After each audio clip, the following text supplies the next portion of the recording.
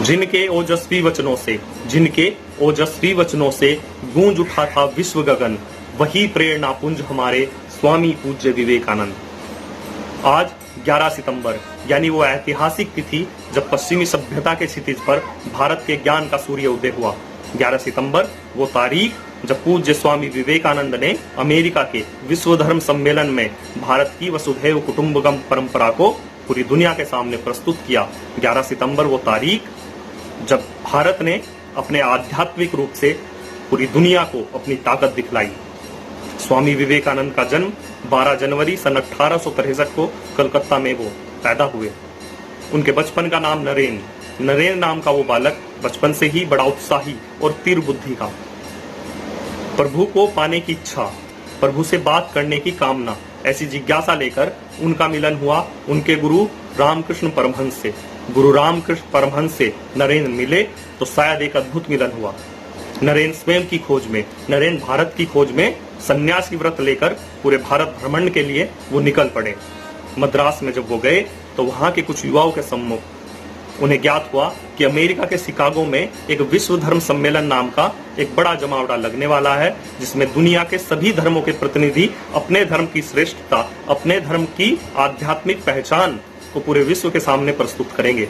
स्वामी जी को लगा कि इस धर्म सम्मेलन में मुझे भी अपने हिंदू धर्म के प्रतिनिधि के रूप में जाना चाहिए। गुरु रामकृष्ण परमहंस की आध्यात्मिक धर्मपत्नी मां शारदा से आशीर्वाद और आज्ञा प्रदान कर और खेतड़ी के राजा से सहयोग ले स्वामी विवेकानंद का विश्व धर्म सम्मेलन में जाना तय हुआ। स्वामी जी हजारों मील दूर भारत की आध्यात्मिक ताकत को समेटकर भारत की आध्यात्मिक सांस्कृतिक विरासत को ले अमेरिका पहुंचे। लेकिन दुर्भाग्यवश अमेरिका जाने के बाद शिकागो की उस स्वागत समिति का पता उनसे गुम हो गया। एक अकेले देश में स्वामी विवेकानंद परेशान हो गए। रात को रेलवे के एक खाली माल यार्ड के डब्बे में वो रहे।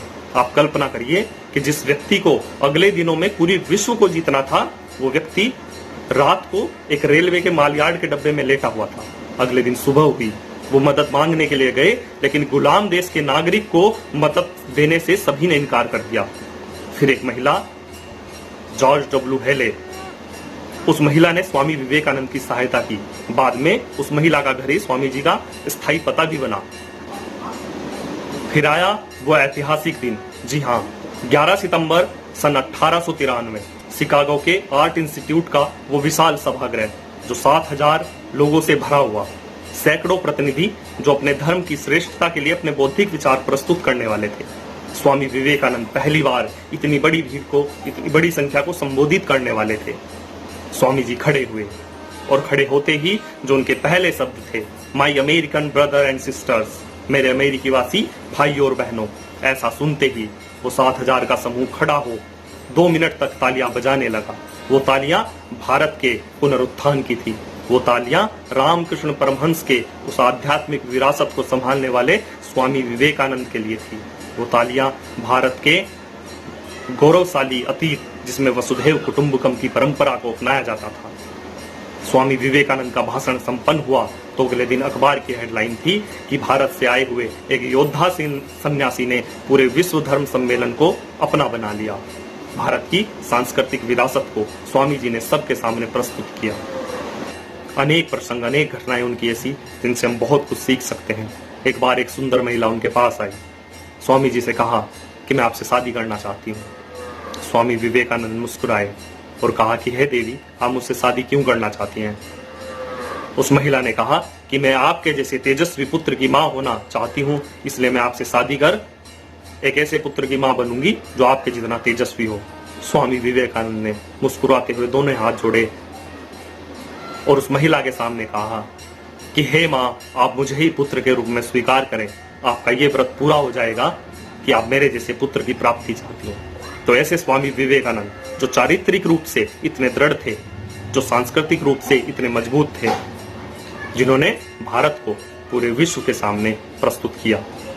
उनके जीवन की अनेक प्रसंग, उठो जागो लक्ष्य प्राप्ति तक रुको मत, यानी जीवन में एक लक्ष्य लो, उसके लिए आगे बढ़ो। युवाओं के बारे में वो कहते थे कि मेरा विश्वास भारत की युवा पीढ़ी में है, मेरे कार्यकर्ता उन्हीं में से आएंगे और वो सिंहों की भांति समस्त समस्याओं का समाधान कर देंगे।